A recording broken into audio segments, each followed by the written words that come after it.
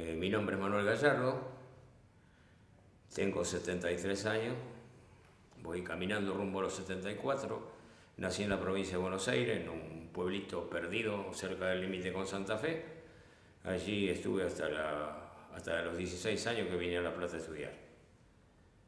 Bueno, y de ahí comenzó la historia. ¿Algo más respecto a la presentación? ¿De qué pueblito? ¿Cómo? ¿De qué pueblito? General Pinto, provincia de Buenos Aires. Para comenzar, como nos conocimos en el archivo, te quería preguntar, bueno, ¿qué recordás de ese momento en que te acercaste al archivo? ¿Qué esperabas encontrar en esos papeles y qué te encontraste? Bueno, como conocía por razones que más adelante vamos a explicar, qué había sido el archivo, qué significaba para uno la repartición que funcionaba en el archivo.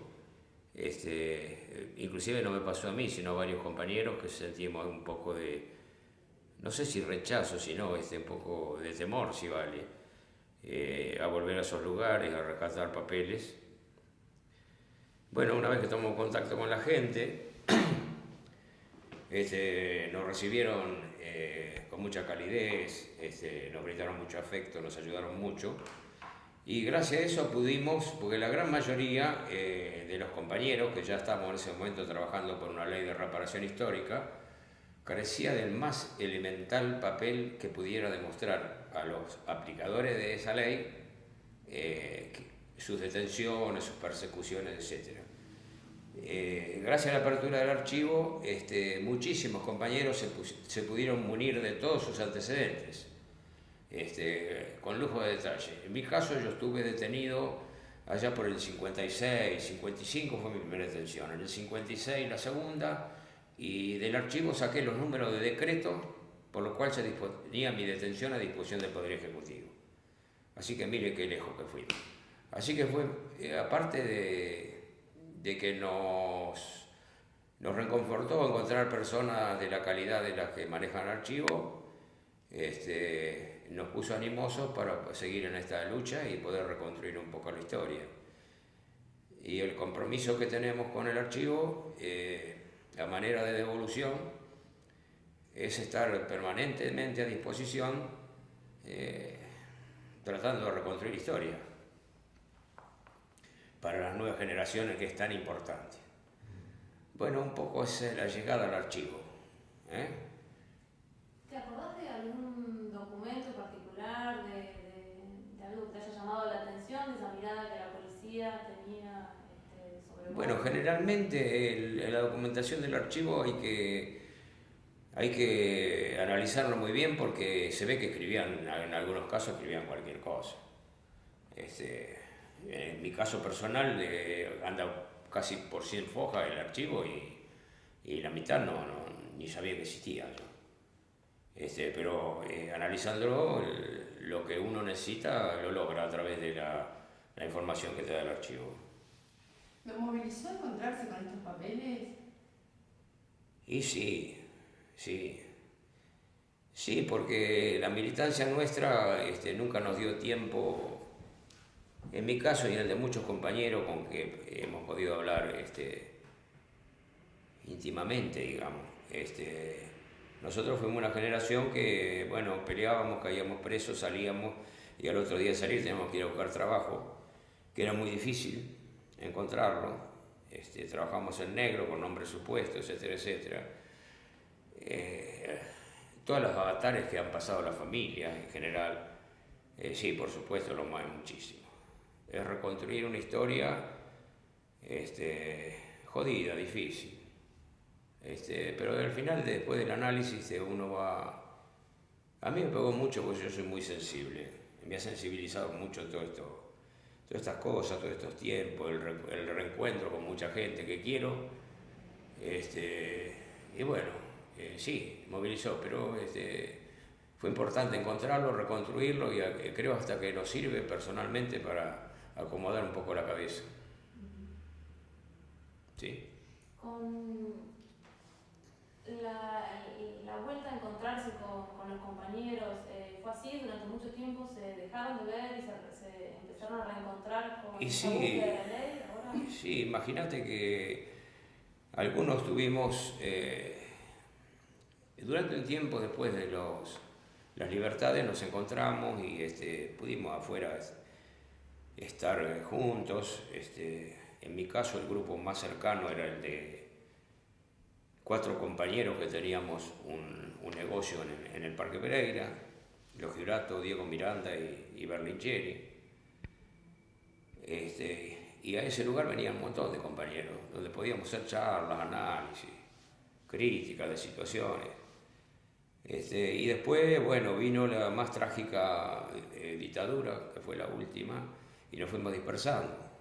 Algunos profundizando su militancia, otros debiendo irse al exilio, otros al exilio interno, que no es menos jodido que el externo. Y sí, bueno, los volvimos a reencontrar con este tema que empezamos algunos tratando de pedir la inscripción en la historia de nuestra lucha por la liberación, esencialmente. Luego los que saben plantearon una reparación histórica a los temas de la resistencia que se planteó desde hace 12, 15 años atrás, que nos fueron presentando leyes, se fueron cayendo por perder estado parlamentario. Como dice Oliva, vio la luz una ley en la provincia de Buenos Aires. Ahí en ese momento, un poco antes, constituimos una mesa, que le llamamos una mesa muy horizontal, mesa porque teníamos que firmar algo, de la resistencia peronista. Entonces juntamos a todos los compañeros que todavía tenían ganas y empezamos a tener más vinculaciones, a hacer algunas tareas que todavía estamos en condiciones de hacerlas. Ruli es un incansable, trabaja muchísimo en lo suyo, otros compañeros también. Nosotros hicimos en nuestro distrito un montón de charlas de este contenido con la juventud, hicimos cursos de 10 sábados consecutivos, entregamos un certificadito para entusiasmar a los pibes, narrando todas estas historias, ¿no?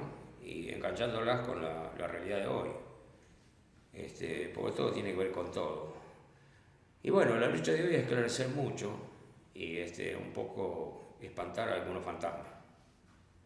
Manuel, antes de que sigamos avanzando con el tema militancia y que ya vamos a ir entrando, quería volver un poquito a General Pinto, a ese pueblo suyo de infancia, que me cuente un poquito cómo era su infancia, cómo estaba compuesta la familia, usted iba a la escuela iba, un poquito de ese territorio. Bueno, yo fui a la familia, yo tuve una buena familia, un padre ejemplar, una madre y 3 hermanos mayores, 2 menores y 1 mayor. Fue normal esa vida tranquila, donde el ser humano no siente demasiadas necesidades, pues están todas satisfechas ahí en el medio del campo. Uno ve los amaneceres y los atardeceres y pasan los días sin mayores cosas. Sí llegó un montón de cosas, el país empezaba. Cuando yo empecé a entender, empezaba a cambiar la situación social en el país. Llegaron los campeonatos de fútbol Evita, llegó el estatuto del peón rural, un sinfín de cosas que a la gente del interior le cambió mucho la cara. Creían, se había abierto una esperanza. Bueno, y llegó el tiempo de que, como a todo la gente del interior, lo convocaba a Buenos Aires, que había escasez de mano de obra, se industrializaba el país y realmente no había, se apeló a la migración externa en ese momento porque no había trabajadores. El trabajo que se realizaba superaba la capacidad. ¿Sus papás a qué se dedicaban? Mi papá era rural, trabajaba como capataz en una estancia. Bueno, y nos vino a Buenos Aires, a la ciudad de Zárate. Y de la ciudad de Zárate, no sé a quién se le ocurrió que yo tenía que estudiar. Y hasta ese momento tenía un orgulloso certificado de 6º grado. Y me vine a estudiar y tenía muchas dudas. O no tenía bien firme mis decisiones de lo que iba a hacer de mi vida. Y fui a la escuela Bucetich, ahí en Tolosa. paso por Tolosa y vienen los recuerdos. Ahí estuve 2 años estudiando, me recibí de oficial de la Policía de la Provincia de Buenos Aires. ¿De qué años estamos hablando? 53, el 53. Me recibí en el año 53, el primer destino fue la ciudad de Mar del Plata. Estuve muy poco tiempo en la policía. Me recibí en el 53, el 54 Mar del Plata, después vino el 55 y el 56 me metí en el golpe de Valle y fui preso. Me trajeron sin pagar boleto a Olmos y estuve 1 año y medio en Olmos. Esa es la primera condena larga. Bueno, el Olmos nos sirvió porque había muchísima gente detenida.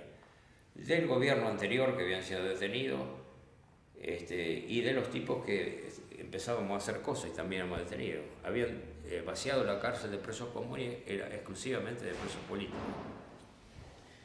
Conocí un montón de gente, conocí a Tilio Renzi, que era un secretario privadísimo de Evita, compartía celda con Atilio.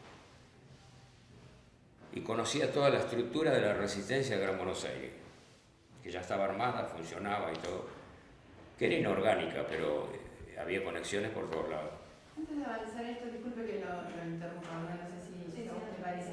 Usted nombraba hoy los campeonatos de Evita, Sí. El Estatuto del Peor. ¿Qué otras postales del peronismo tiene de esa época de infancia? ¿Y cuál era la relación con el peronismo dentro de su casa? No, yo tengo cosas muy patentes, muy marcadas. Quizás que no tengan importancia, pero es lo que le queda en la cabeza a un chico. Por ejemplo, lo tengo como una película que llega mi viejo a caballo y escucho que le dice a mi mamá, nosotros los chicos escuchamos todo lo que hablan los padres siempre. Le dice, podés gastar porque vamos a cobrar otra vez. No me acuerdo la respuesta de mi vieja, pero le dijo algo de loco, una cosa así. Y ese mes cobraron de vuelta. Fue el aguinaldo, ¿se da cuenta? Y bueno, nosotros jugamos a la pelota con una media. Una media, ya rellenábamos, dábamos vuelta, armábamos una pelota, más pelota. Vino el campeonato de Evita. Y jugamos con una pelota de fútbol. Y son esas cosas marcan. Bueno, después... ¿Y la familia se hizo peronista? Sí, mi viejo había sido radical. Había sido radical y goyenista. Así que parece que hay una línea conductora. Y mi abuelo, por parte de mi madre, era un caudillo radical de Lincoln, que es un pueblo cercano. Un viejo bastante malo, tenía 11 hijos, varones, aparte tenía 6 hijas mujeres.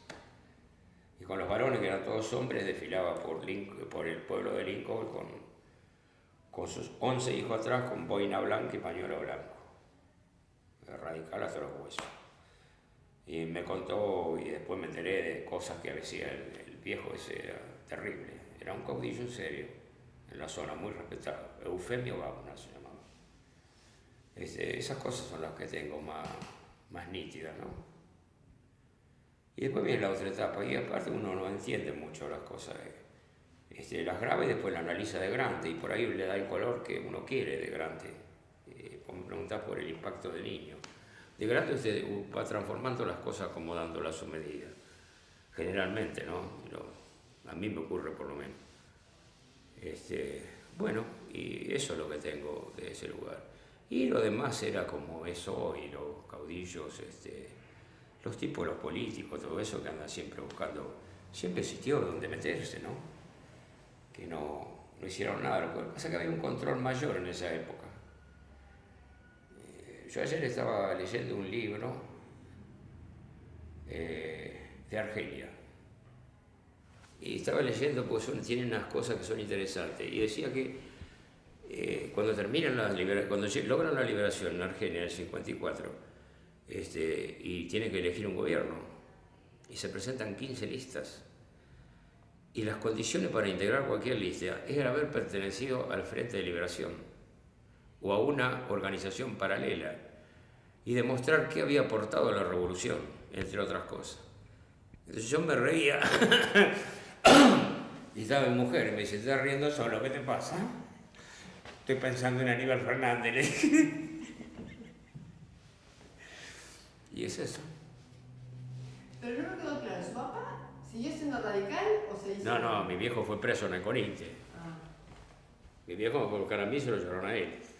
Se lo llevaron a él y se lo mató a mi hermano. Tuvieron poco tiempo, lo largaron enseguida, no tenía nada que ver.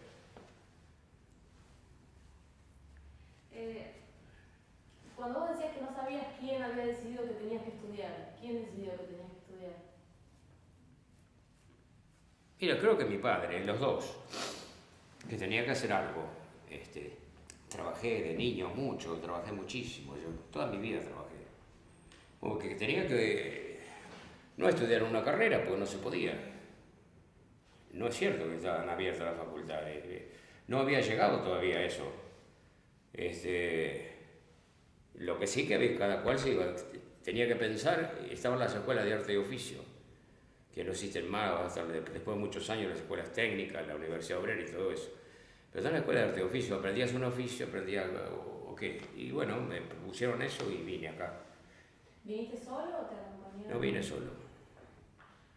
Vine solo un 2 de marzo del año 52, una valijita con la ropa, y tuve 2 años metido encerrado ahí. Eso pasó. ¿Cómo fue su ingreso a la militancia? Usted habló hoy, bueno, de los debates, pero muy por arriba. Bueno, ¿Cuándo empezó a militar? Claro, esto que mucha gente no sabe, es muy difícil que lo sepan los jóvenes, no lo saben los viejos. En la escuela Bucetich había como materia, que te tomaban examen, doctrina nacional justicialista. Entonces yo más o menos venía entendiendo de qué se trataba. Era una materia. Se estudiaba derecho penal, derecho procesal penal. La policía tenía un rango muy distinto al de hoy. La policía actuaba como jueces de instrucción. No había jueces de instrucción, los sumarios los hacía la policía. Me parece que no había corrupción o había mucho menos. Yo no la percibía, de adentro de la institución no la percibía. Si había corrupción estaba a otros niveles. Y lo más lejano era mi pensamiento de defender a la policía por todo lo que he pasado, ¿no? Pero era tal cual como se lo digo. Y el resultado posiblemente fue que el 16 de junio, cuando se subleva, estamos en el lugar, se subleva Punta Indio, Río Santiago, la policía, la primera fuerza que reprime es la policía. La policía tiene una capacidad de fuego de una división y combate ahí en Río Santiago, toma la base de Río Santiago. Los marineros se meten en los barcos y se van a Montevideo. Lo toma la policía, lo que originó una bronca. De la policía de esa época no quedó nadie, quedaron los cuadros muy inferiores, pero de la escala jerárquica hasta la 4ª línea volaron a todo el mundo, ¿no? ¿Y usted ese 16 de junio dónde estaba? El 16 de junio me agarró en Mar del Plata. El 16 de junio. Estaba en Mar del Plata, en la unidad regional de Mar del Plata. Trabajaron en la comisaría segunda y nos convocaron porque no había oficiales de escuela, la escuela se creó en el 46, había muy poquitos oficiales.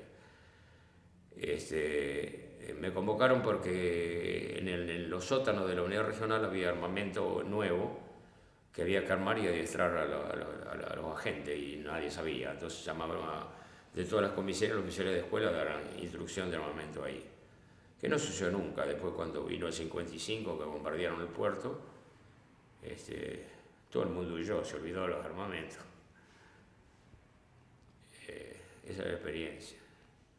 Esto usted me empieza a contar cuando se le preguntó cómo ingresó a la militancia, que me contaba de esta materia que tenían en... Está bien, eso fue una manera, de entender el porqué.